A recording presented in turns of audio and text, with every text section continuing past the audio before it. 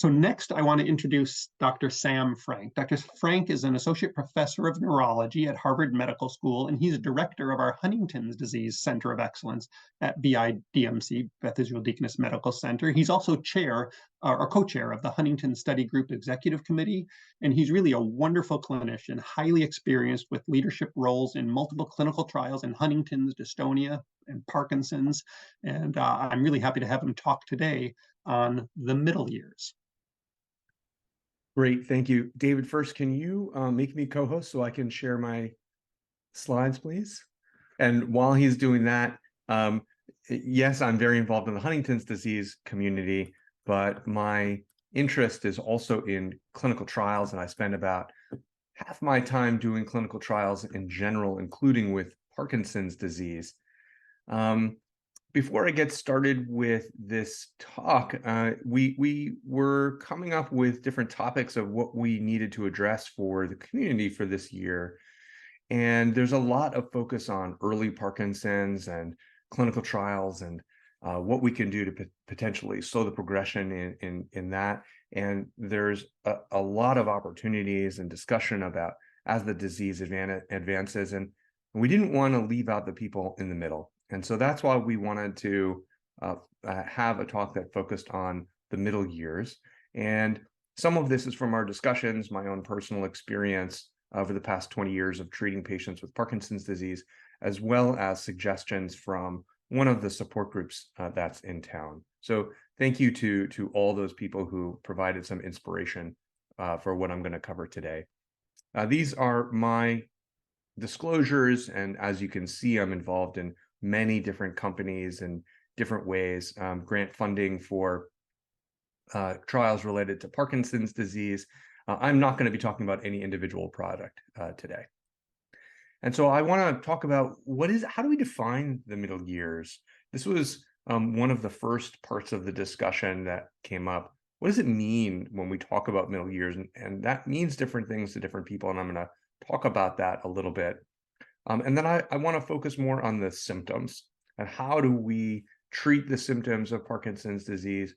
What are some of the non-motor symptoms related to Parkinson's that I think become more prominent in the middle years, so to speak? And what can you do? And I think that this is an area where you can have some of the control of the wheel.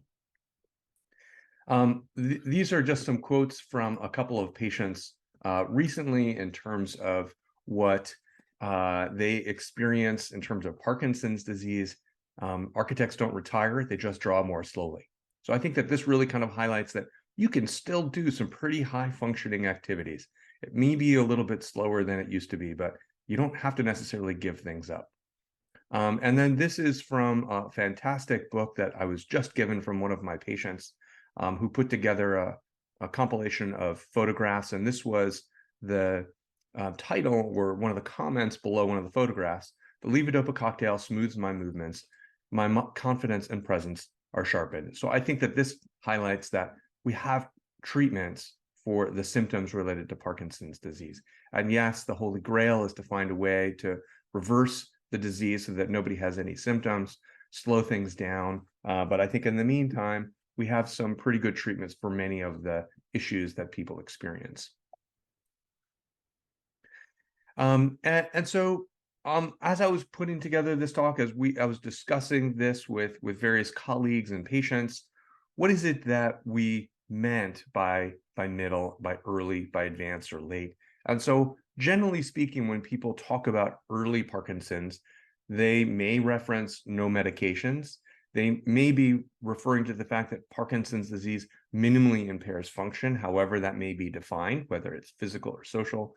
And some people describe that the symptoms are noted more by the person with Parkinson's disease than externally in terms of people that observe them. When we talk about advanced or late Parkinson's, I think there were a lot of comments about less mobility or balance, that people were more dependent on others for certain tasks, sometimes many tasks. The medications were not responding, or I should say patients didn't respond to medications as well as in the past. And there were more medications. The pill burden was higher than in the past. And that the motor issues were one part, but that the non-motor aspect of Parkinson's was certainly a component to consider as well. And so middle was really kind of between these two. Function may or may not be impacted. You can't ignore Parkinson's disease anymore, certainly. And there was a question of whether you lead your life or does Parkinson's lead you? And I think that there's a lot of factors that go into that consideration. Now, this is a graph from a publication in Lancet, which is a well-respected publication. And I have used it before to teach medical students about the progression of Parkinson's disease and the various symptoms that come out, and what we think about the timeline in terms of years, and how we're really beginning to think about this premotor or prodromal period where people may have some symptoms that in retrospect can be part of Parkinson's disease. And if you look all the way over at the right, there's pretty equal components of motor and non-motor and complications. But as I was putting together this talk, I looked at how Parkinson's disease was classified, and it was early and advanced. And it really doesn't do it justice. And it just shows this inexorable progression, which I think is not correct. So what I'd like to do is break this apart and add in a second. So break this apart so that we can create a steady state. And I think that there's a huge section of time in here in this graph that's missing. There's this equilibrium that needs to be part of when we think about Parkinson's disease, because it's a balancing act that Parkinson's disease underneath, as Dr. Simon suggested, that we can't look at the brain itself, but if we were to look at the brain, we think that there may be some components, we suspect that there's progression of the underlying disease. But we do have lots of medications that we can use to potentially intervene and help with some of the symptoms. And so it's this balancing act of countering the progression of Parkinson's disease with interventions that maintain function. And for many years, people can be in this equilibrium where they are on medications and doing well before that underlying progression gets in there. So I think that this is really how I think about Parkinson's disease. There's the early part where there may be some symptoms, a little bit of I'm here kind of symptoms, and then there's the advanced, but in between, there's this equilibrium that we want to maintain for as long as possible. Now, I'm going to talk a little bit about staging, and so I just want to show how we still think about the staging system in Parkinson's disease. And you'll notice at the bottom of the slide, the reference is from Honeymoon, which was published in Neurology in 1967. That's correct, 1967. And this is really based on whether patients experience and we pick up symptoms on one side of the body, on both sides of the body, and how much of the center of the body and balance is involved. Now, I think that Dr. Simon talked about some really exciting possibilities in terms of progression of the disease, but one of the other aspects that we're also working on is how do we measure the disease? And I think that staging is going to have to change as we evolve our treatments to move earlier and earlier in the possible course. But regardless, just to keep in mind that 1 means that you have symptoms on one side of the disease, 2 means that it's on both sides, but no problems with balance. 3 is that there's mild to moderate disease, however that's defined, and some postural instability, but people are physically independent. So that 1 to 3 range is very common, and I want you to keep that in mind as I talk about some of the examples. Now, I think how I define early, middle, and advanced is one thing, but how is it that people can define that to participate in clinical trials? And so I have 3 examples that I've pulled from clinicaltrials.gov. I am not involved with this study, but this is the exact wording from clinicaltrials.gov and the study as it's listed below. So this is an industry example of how they define early. Parkinson's, less than 5 years. And that is likely to be diagnosed less than 5 years. There may be symptoms that in retrospect were related to Parkinson's disease, such as sleeping issues or constipation or mood issues. And there's a Hone and Yar of 3 or less. And again, to go back, so this is 3 or less. So mild to moderate disease on both sides of the body, some postural instability, and physically independent. So that's how they define the physical aspect of Parkinson's disease as early. Not receiving therapy. Really, they define this as a dopamine agonist or levodopa-based therapies. So people are functioning well enough that they don't need medications. So this is one definition of early. Here's a definition of, or at least one industry example of advanced.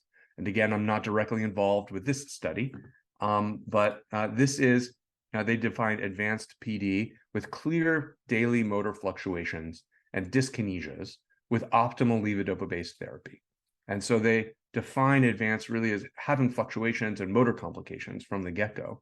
2 hours of off state, predictable off in the morning, which means that people are slow and stiff and may have tremors, and at least a 30% improvement when they take levodopa.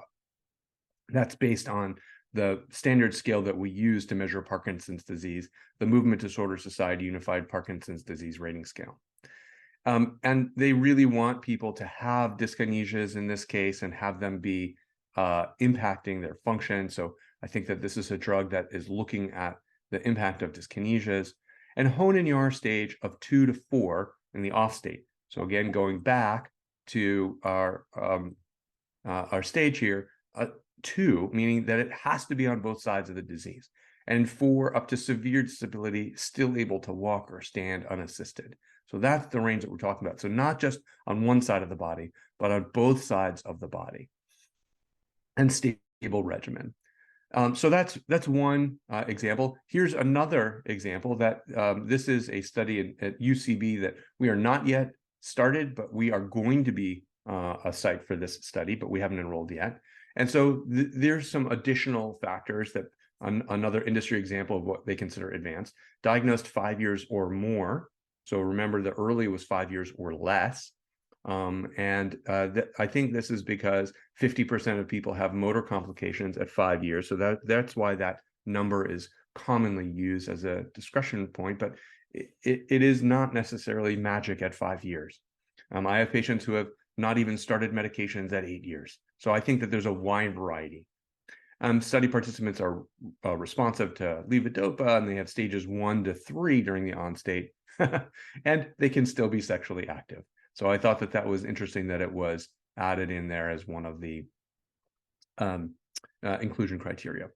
So I think that there's wide examples of what it means by early and what it means by advanced. Here's another publication that we use to think about the therapeutic window, which you can see is that dark cone that gets narrower over time, and the fluctuations as well as approximate time that medications tend to last. So when people are earlier, they have less fluctuations, there's a wider therapeutic window, medications tend to last longer, and as it progresses, as Parkinson's progresses, there's a narrow therapeutic window where people may be undertreated or have dyskinesias in a larger proportion of time, or they even exist. And when people are in an ideal state, that target gets smaller and smaller over time. Now, I think that people think about Symptomatic, which is a branded product of carbidopa-levodopa, but we have a lot of tools at our disposal to help with many of the symptoms related to Parkinson's disease. These are the FDA approved medications for Parkinson's disease. And you can see that there are multiple classes and they have multiple uses and indications. I think levodopa is the foundation of medications that we use, and everything eventually will surround this. There's different ways of getting it into the body, whether it's a pill, a capsule, a combined pill, an inhaled version, or through a tube directly into the small intestine. There are ways of making the levodopa last a bit longer, and those are COMT inhibitors. There are dopamine agonists, which can work on their own or in combination with levodopa therapy. And There are multiple versions of each of those. There are MAO-B inhibitors, which we've talked a little bit about rasagiline, but there are others as well. The anticholinergic medications are the ones that are the oldest class of medicines that have been around since the mid-1800s. And these work pretty well when it comes to tremor alone or dystonia, which is excessive muscle contraction that's involuntary and can cause some tightness. Amantadine we use in early Parkinson's and when people develop dyskinesias, and there are multiple versions of amantadine. There's an adenosine A2A receptor antagonist, which really bore out from our understanding of caffeine and coffee and Parkinson's disease. And there are other medications to address some of the symptoms related to Parkinson's. So our list, these are just the FDA approved ones. There are others that are in development, which I will talk a little bit about. Now, I want to go into some of the myths and some of the other aspects of Parkinson's disease. There's some people that say, well, I don't want to start levodopa because I'm only going to get 5 years out of it or 8 years out of it, and then it'll stop working. And I just want to emphasize that medications in Parkinson's disease will always work. There will always be some effect. It may not be perfect. It may not get you back to where you were, but there will have at least some effect. We do have to keep in mind that Parkinson's is a moving target and it will progress, and we need to make adjustments over time. That's not a surprise. And whenever we start a medicine or stop a medication or make an adjustment, it's really important to discuss the goals of that therapy. Which medications are working? Which ones are not? Which ones were started for a particular purpose that is no longer necessary? And I think that it's very easy to add on medications, but I think we really do need to think about reducing the doses of some and eliminate unnecessary medications, whether or not they're related to Parkinson's disease. And I say that as we think about non-Parkinson's disease medications. So for example, there are statins, which there's no doubt they reduce the risk of heart attack and stroke. But there are some people who get muscle aches from those medications. And so it's worth asking, is that causing muscle issues in my Parkinson's disease? I think that blood pressure is where we spend a lot of time discussing, is it necessary? Parkinson's disease will lower blood pressure over time. It's very typical for a person's primary care doctor to put them on a blood pressure lowering medicine and they're on it for life, but that's not necessarily the case, especially when it comes to Parkinson's disease. So does it drop your blood pressure? Do the medications that we use to treat Parkinson's do the trick in terms of dropping blood pressure? And we spend a lot of time talking about diuretics. Is it necessary for people who already have urinary frequency to be put on a medicine that will make them go to the bathroom more often? Is that leg swelling there from an unknown reason, or is it clearly from that dopamine agonist in which a third of people can have leg swelling? And so should we just reduce the dose of the dopamine agonist rather than putting people on a pill that makes them urinate every 30 minutes? So I think that these are the discussions that we have. Bladder medications are the other class that I often reassess and talk about with patients, because sometimes they really are necessary, but sometimes they can cause walking problems or cognitive issues. So I think really you need to keep your eye on the Parkinson's disease medications, make adjustments over time, and reassess whether all medications are necessary. And I don't want to neglect the non-motor symptoms of Parkinson's. I think that we focus a lot on the motor, and if you look at the list of medications that are FDA approved for Parkinson's disease, about 80% of them are for the motor side of Parkinson's disease, right? It's just that other down in the corner there that is for non-motor symptoms. And I think that we've gotten pretty good at many of the motor aspects. Again, not perfect. I think we have a little ways to go, but we're certainly better now than we were 50 years ago at treating Parkinson's disease. And but I think that this is the list of issues that we spend a lot of time talking about in the clinic, rather than just the pure motor side of things. And so is there depression or anxiety? And 50% of people with Parkinson's have depression or anxiety because of neurochemical changes in the brain. We address them very similarly in terms of therapy and medications, but I think that it needs to be addressed. Agitation can fall under this as well, because the people can have an agitated depression or can have anxiety that manifests physically as well. Dementia, hallucinations, a fluctuation in the level of awareness and involvement can happen as well. I think we spend a lot of time on the autonomic. There are actually 3 nervous systems in the body. There's the motor system that sends signals from our brain to our muscles. There's the sensory system that brings information back from the periphery to our brain. And then there's the autonomic system, which controls our automatic behaviors, pupils, gut, our bladder, skin, sweating. So I think that there are many issues in Parkinson's disease related to the autonomic system. Orthostatic hypotension is one of the most common that we deal with. Constipation, I'm going to touch on a little bit, but that is definitely a prominent issue in many patients with Parkinson's disease. Urinary problems, sexual problems, and this can be a lack of sexual desire or altered physical problems that interfere with sexual function. And sweating and thermoregulation is a problem as well. Now, I got my start in my career studying sleep. I spent a year studying sleep at the University of Chicago and thought that I was actually going to spend my life doing sleep medicine until I interviewed people with Parkinson's disease in medical school to find out what kind of sleeping problems they had. And then I shifted and have done much more in the Parkinson's realm from that point forward. But I still maintain an interest in sleep disorders since they are so common in people with Parkinson's disease.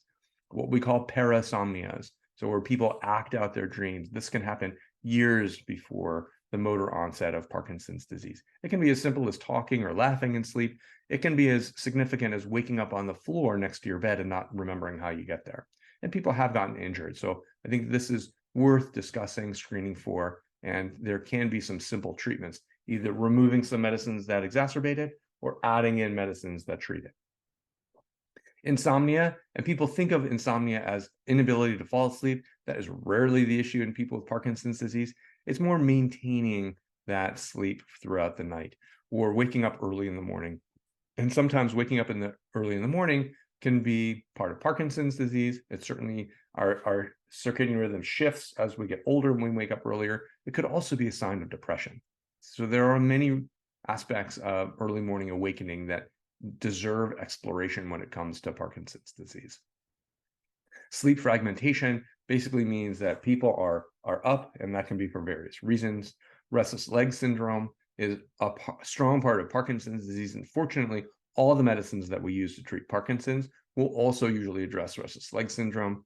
We found that when we started using deep brain stimulation, and some patients were able to come off of all medicines, it's a small percentage of people, but it does happen. But there were some people that had emergence of restless leg syndrome and needed dopaminergic therapy just for their restless leg syndrome. So it's usually a part of Parkinson's, but also usually well treated.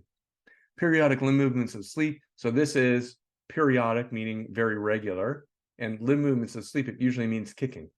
So this is the bed partners that will notice this more than the person with the periodic limb movements of sleep, but it goes along with restless leg syndrome, which is a disorder of wakefulness and can certainly be there.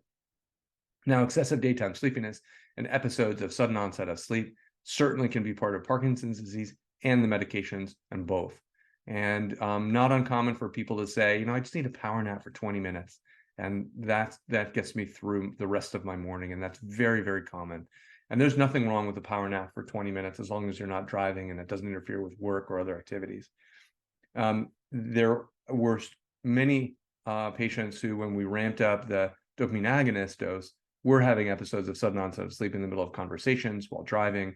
And so we really do need to be cautious of that when using those medicines in particular. And I think that the sensory system is also part of the non-motor symptoms of Parkinson's disease that we can address in some cases. I put the lack of smell, which can happen again years before the motor onset, as part of the sensory system. Pain, numbness of tingling, and that sensation of restless legs can all be part of the non-motor symptoms. And we spend a lot of time in the middle years of Parkinson's disease talking about the non-motor, since people, generally speaking at that point, do respond well to medications. And these are the issues that may or may not respond to our Parkinson's specific medications. GI issues in Parkinson's disease, and I, in full disclosure, am the neurologist for the Celiac Disease Center at Beth Israel Deaconess Medical Center, because I do have an interest in that particular disorder. But GI issues in Parkinson's disease are very common. It is really a huge quality of life issue as well. The vast majority of issues tend to be constipation, and over time, I have developed a regimen and ideas that I put together on a sheet to give to patients. But it is something sometimes as simple as exercise and maintaining good hydration. There are many different ways of addressing constipation, and when there's issues, that's when we involve our Parkinson's disease dietitian as well. There are certain physical therapists that can help out with some patients as well. This is a major issue, and it can be a quality of life issue. It can interfere with medication absorption, and so it's worth discussing and addressing. Gut motility is long known to be a problem in Parkinson's disease, and there are medications that improve gut motility, but I'd be very cautious about those. I put this on here specifically because there are medications that unfortunately will make Parkinson's disease worse that may enhance gut motility. So just be cautious about that. Nutrition is obviously really important when it comes to GI issues in Parkinson's disease. This is a question that comes up so frequently in the clinic. Should I have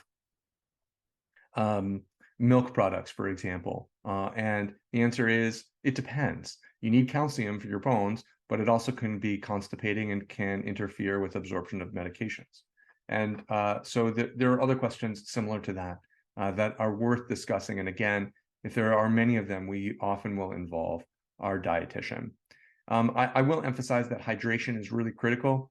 It's important for the gut more than anything, but really good for blood pressure and skin and just general health.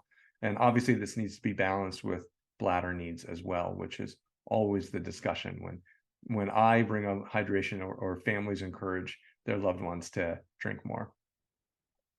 And I think that we can spend a whole session on GI issues. I just wanted to touch on at least a few highlights. All right, exercise in Parkinson's disease. I think we're going to talk a lot about this later. And so I really only have one slide on this, but really to emphasize that it's important, particularly in the middle years. Everything counts, and marathons are no longer possible. That's me when I worked at Boston Medical Center in 2008, and I ran on the marathon team there. There is no way I can run a marathon today. I guarantee it. And so I think everybody needs to have reasonable and realistic expectations for themselves. I do my best for me, as well as recommend for my patients, to get 150 minutes a week as a minimum goal. And as I say to my patients, life is too short to spend 150 minutes a week doing anything that you hate, so do something that you enjoy. And the level that we're looking at is out of breath and slightly sweaty. I'm looking forward to the talk a little later today to see if there's something more that we should be recommending, but this is generally speaking what I recommend. There's always questions about, well, I'm just getting older, or is this Parkinson's disease? And this is not just with patients, but with primary care doctors who have difficulty differentiating the two. And I think that people are concerned when they can't remember things.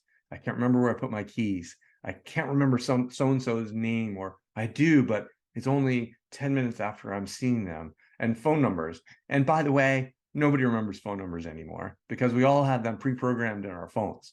And so there's a reason that phone numbers are an area code plus 7 digits, because most people can remember up to 7 digits forward. But we don't need to do that anymore. And these are the kinds of things that if there's a little bit of delay and recall, if where you walk into a room and you're not sure why you walked in there, if it's a little bit delayed in terms of remembering somebody's name, these are not issues that I get concerned about when it comes to Parkinson's disease. People say, well, I'm slower than I used to be when I do the X activity. And people who do activities will find that they're slower over time. We just know that 80-year-olds are not as fast as 20-year-olds. And so that is a normal aging process. The question is it more accelerated compared to what we would expect in terms of Parkinson's disease? And if the answer is yes, then we sometimes need to make adjustments in medications. If it is faster in terms of that progression, if when I see someone, it takes them 20 minutes to get up out of bed and get ready for the day, and the next time I see them, it's an hour or an hour and a half, that's not just normal aging. That's too much too soon. Some people complain that they say, I just can't do whatever activity it is anymore. And it's for a variety of reasons. And sometimes it's related to Parkinson's, and we do our best to see if we can address that. And sometimes that is related to aging. And so I don't think it's always so simple in terms of what's aging versus Parkinson's disease, but particularly as people progress, it's worth a discussion to see, is it something that we would expect? Is it something that's manageable? It's something that can be addressed with medications. Okay, and then as people are in the middle stages, and we're talking about medication management, there are lots of different factors in terms of what we start and how we address them. What is the symptom that we're trying to get at? What's the severity of it as well? Is the person still working, and do we need to maintain that? What's their lifestyle? Do they need to navigate airports because they travel so often? Do they want to be able to be more stable on a boat? Do they just want to be able to walk a mile in their neighborhood? I think that the goal of how they spend their time is important to address. What's their age? Because I'm going to treat someone who's 50 with Parkinson's disease a bit different than someone who's 80. Our tools are different because of side effect profiles.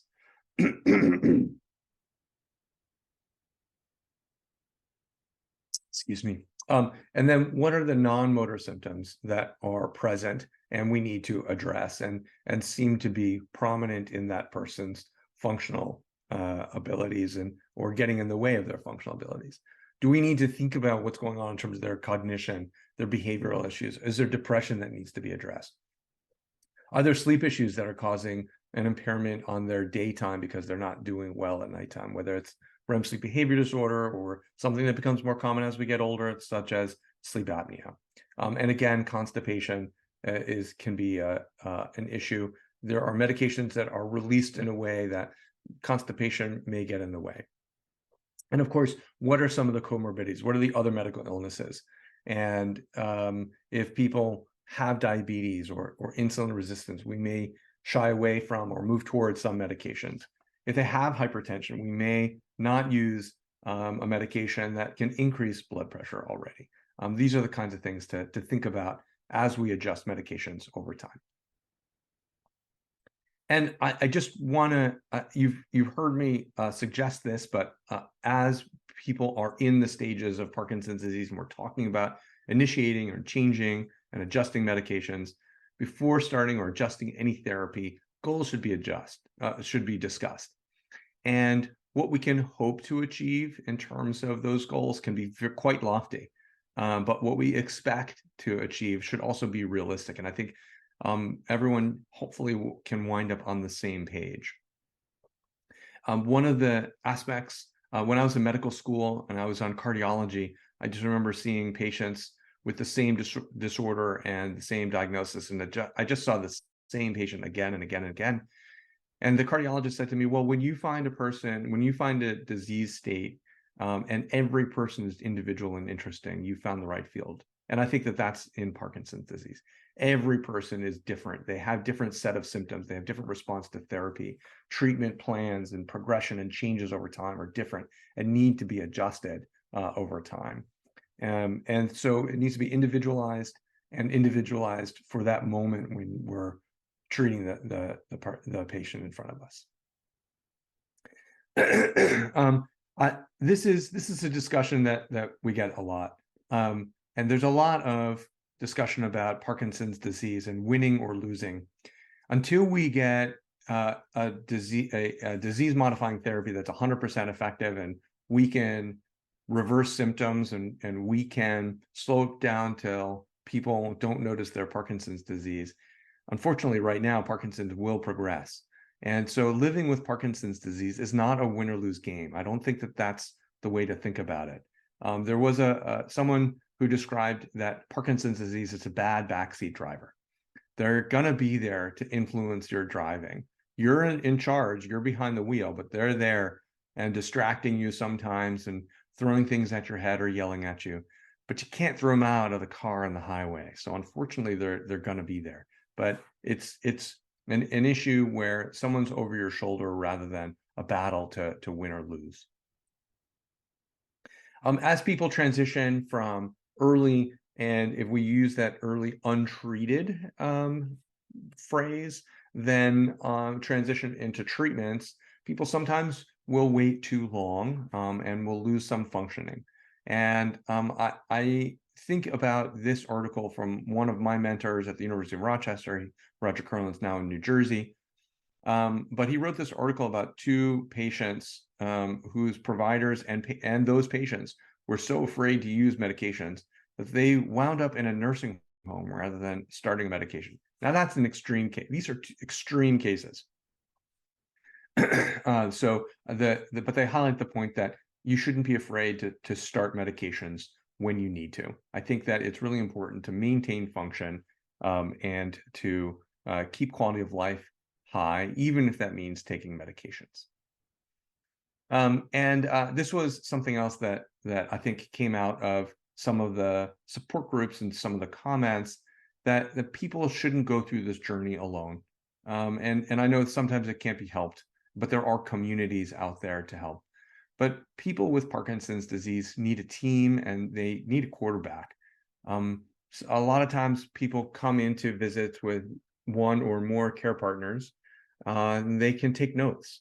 There is a second set of eyes and ears to hear and interpret what's being talked about and said. They can come in with a list of questions that the person with Parkinson's disease had and a reminder.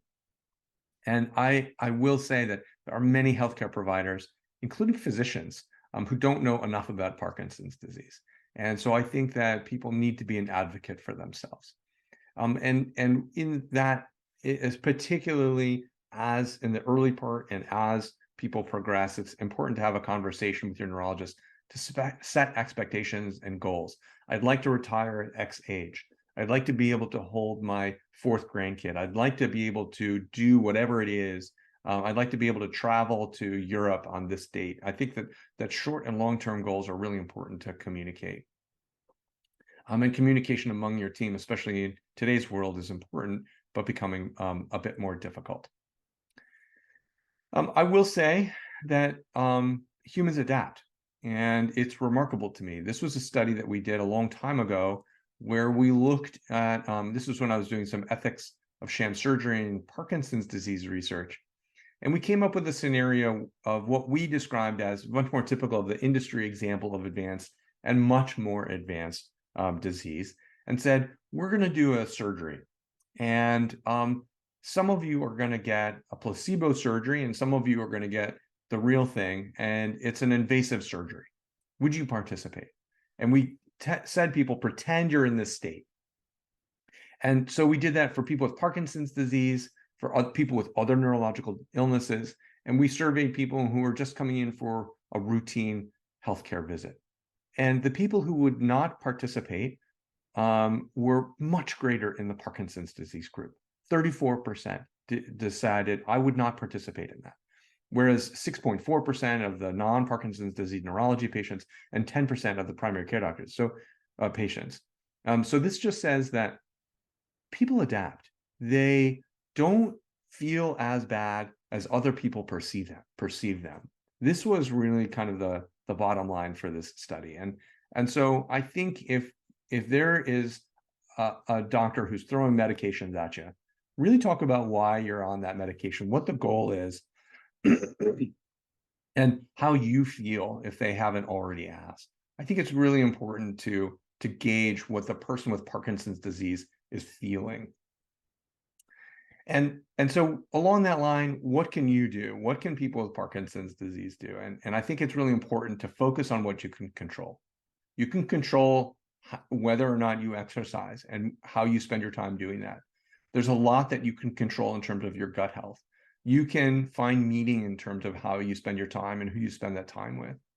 I think it's important to connect and this is not just to find a community so that you can talk about issues, so that you can discuss what commonalities.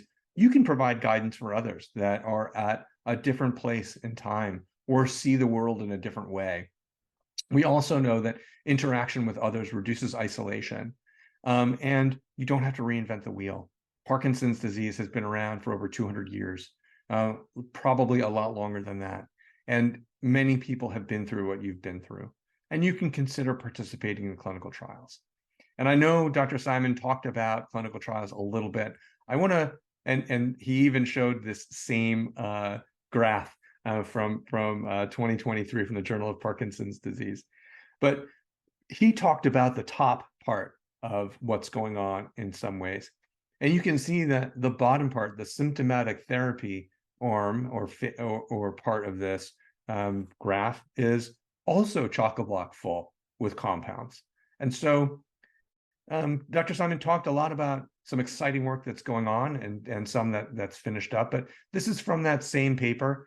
And just looking at the number of trials, and I really wanted to focus on the symptomatic side of things for our time together. And so you can see that over the past few years, there's a huge number of trials in both the symptomatic and disease modifying arms.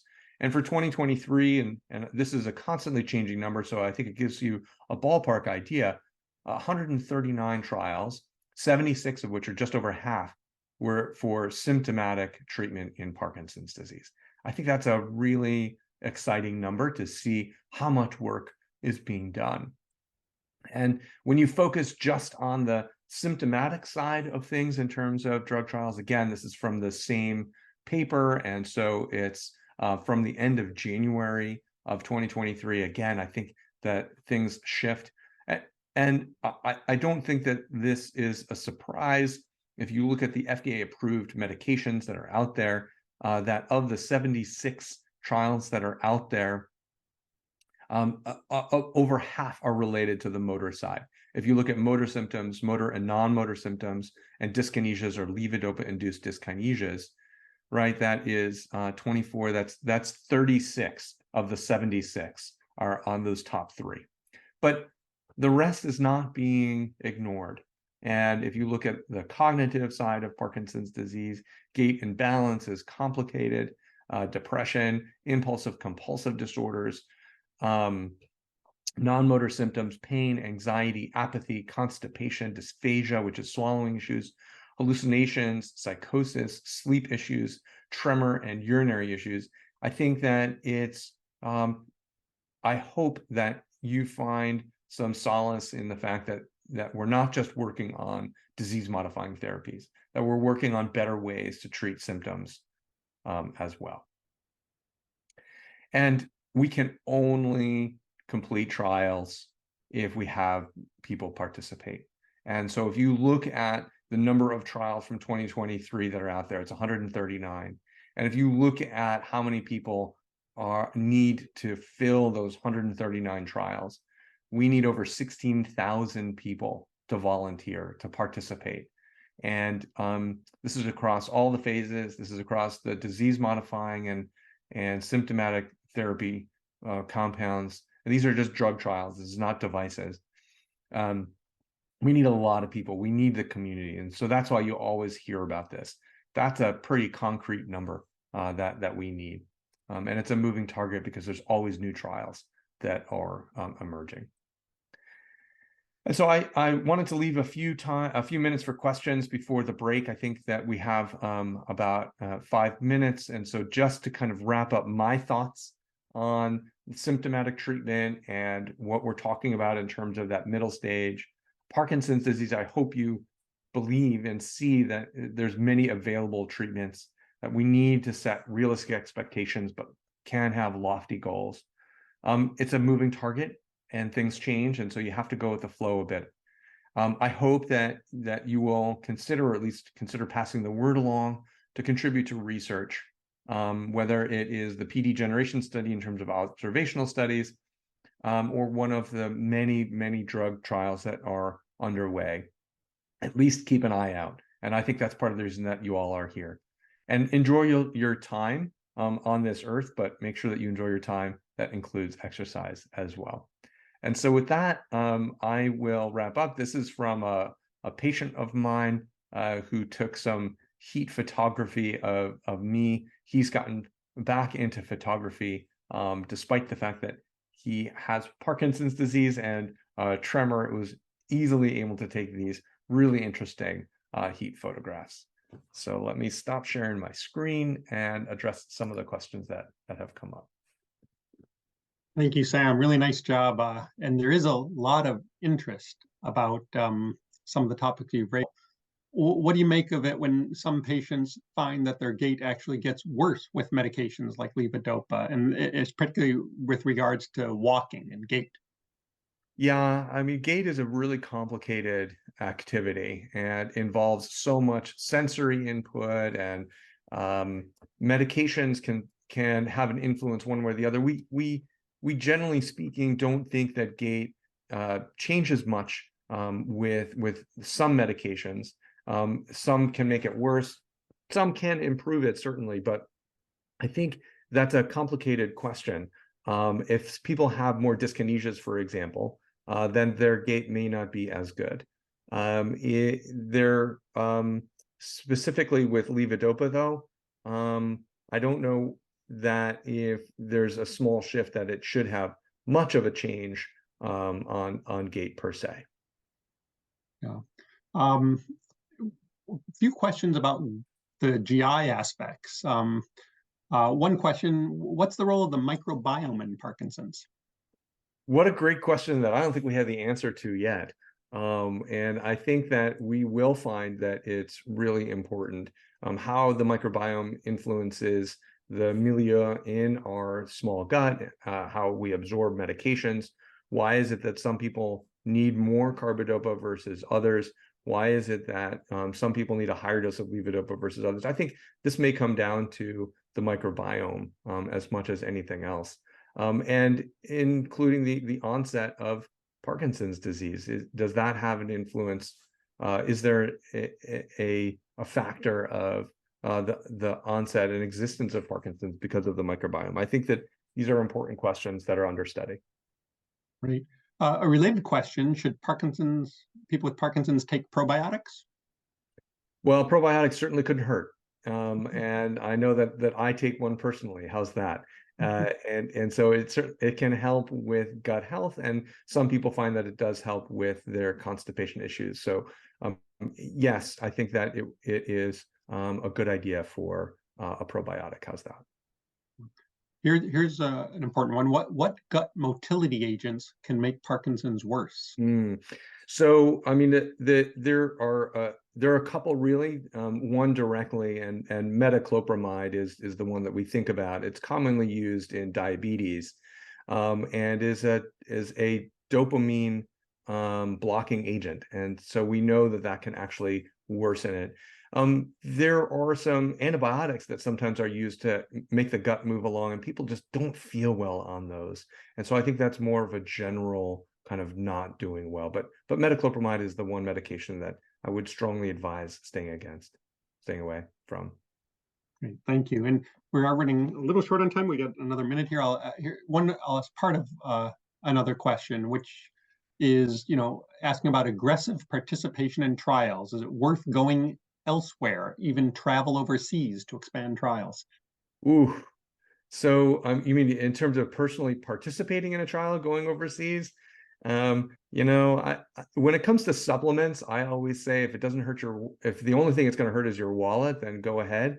I think it gets very complicated participating in clinical trials when there's a lot of travel involved. I think if there's an hour or two of driving, we have one participant who flies up from New York because we're the closest site for his Parkinson's disease trial. I think if it's relatively benign, not expensive, it's worth considering and exploring. I think a lot of trials overseas, if it's worth doing, probably there's going to be a site in North America that's worth exploring before you do that.